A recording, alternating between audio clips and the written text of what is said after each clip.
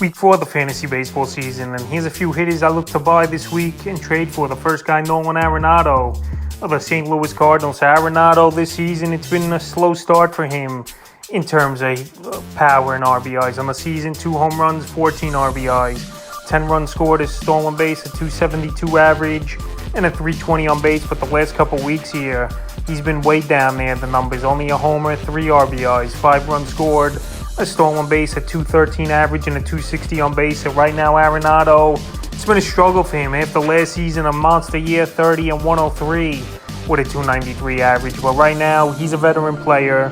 We've seen it throughout his career. When it's all said and done, the final stats of the season are top 10 in pretty much every category for Nolan Arenado. We know he's a great batting average hitter. We know he has power and can drive in runs. And he also don't strike out a lot, and that's another thing this season.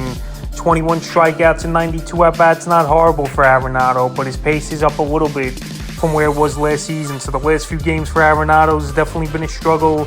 April 19th versus the Diamondbacks, 0 for 4 with a run. April 21st at the Mariners, 1 for 4 with a run. April 22nd at the Mariners, 1 for 4 with a rib. April 23rd at Seattle, 1 for 5. April 25th at the Giants, 0 for 4. And April 26th at the Giants, 1 for 4 in that game. So right now, while he's not hitting and he's not doing much of anything except getting a hit here and there as Arenado, it's a perfect time to buy him, because once he starts getting going and this Cardinal lineup starts sinking and getting things going, he's going to break out and he's going to be putting up those top numbers once again like we've seen in his career. Even Paul Goldschmidt's off to a slow start, but it was good to see him hit 2 home runs in last night's ball game. So hopefully Arenado can follow after that. But right now, owners should take advantage and buy him low this week. The next hitter is Jimenez of the Cleveland Guardians. So Jimenez, he was the main focal point in that Francisco Lindor deal a few seasons ago. And Jimenez, he's been a solid player the last few years for this Guardian team, and he got rewarded with a nice extension before the season. On the season, though, it's been a slow start for Jimenez. 1 home run, 5 RBIs, 6 stolen bases, 18 runs scored, a 238 average, and a 319 on base. And over the last 2 weeks, he's been down in the dumps. No homers, no RBIs, 3 stolen bases, 4 runs scored, a 111 average, and a 220 on base. So right there, those numbers aren't going to get the job done. And he's in a major slump as Jimenez. After last season having a great year, 1769 RBIs, 20 stolen bases with a 297 average. So once he'll get things going as Jimenez, he's a guy that's going to help fantasy owners, and he qualifies at second and shortstop, 2 pretty weak positions for the most part in fantasy baseball. So it's a perfect time to go out there and get him, because he's a guy that can do a little bit of everything, Jimenez. And he's shown it over the last 2 seasons. April 19th at the Tigers, 1 for 3 with a run. April 22nd in a doubleheader versus the Marlins, 0 for 6. April 4th versus the Rockies, 0 for 3. April 25th versus the Rockies, 0 for 3.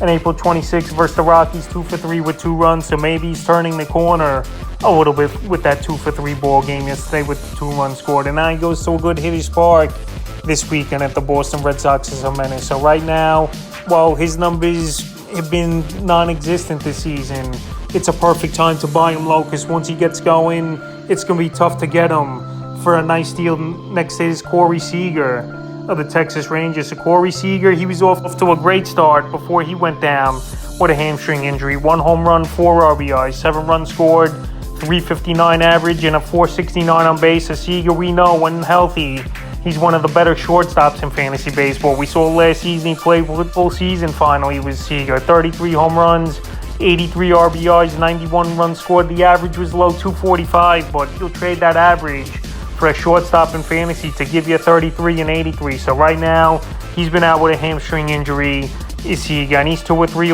weeks away, manager Bruce Bochy said. So right now, before he comes back, it's a perfect time to trade for him and stash him on your injured list. Because like I said, shortstop's a weak position in fantasy baseball. And some owners, they might be frustrated with Seger's injury-prone career, even though, like I said, last season he played the full season. So right now, while he's still out a few more weeks, probably be back mid to early June as Seger, it's a perfect time to buy him low this week. The next hitter is Julio Rodriguez of the Seattle Mariners. Coming into the season, Rodriguez was a first-rounder projected, and I was a little skeptical of that. And so far, he hasn't lived up to that first-round billing in fantasy baseball. After last season, coming off a nice 2020 season, in his rookie year was Julio Rodriguez. So far this season, 5 home runs, 13 RBIs, 5 stolen bases, 18 runs scored, a .230 batting average, and a .297 on base. So right now the numbers haven't been there for Rodriguez.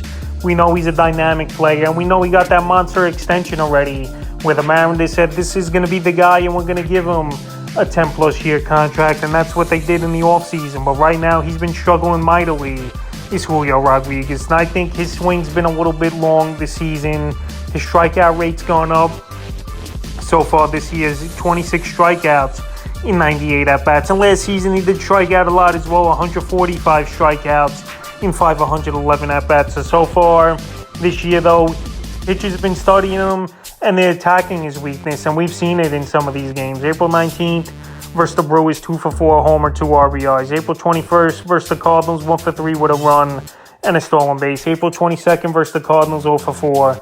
April 23rd versus the Cardinals, 0 for 2. April 25th at Philly, 0 for 4. And April 26th at the Phillies, 1 for 5 with a homer, but the Golden Sombrero struck out 4 times in that ball game. So right now, where he's striking out at a crazy rate is Julio Rodriguez, and struggling mightily for a guy who's first, second round in most fantasy drafts. It's a perfect time to go out there and get him, because once he gets his swing back down, because he's got his sweet swing, nice compact swing, and he cuts down on the strikeouts a little bit, Rodriguez, he could break out once again in the second half of the season like he did last year, and he could pay big dividends for fantasy owners. So right now, go out there and get him on a discount this week in the 5th and final hitter I look to buy and trade for this week's Dansby Swanson of the Chicago Cubs. So Swanson, he's off to a horrible start besides batting average and on base, but everything else he's not really giving fantasy owners. No home runs, 5 RBIs, 3 stolen bases, 16 runs scored, a .288 batting average,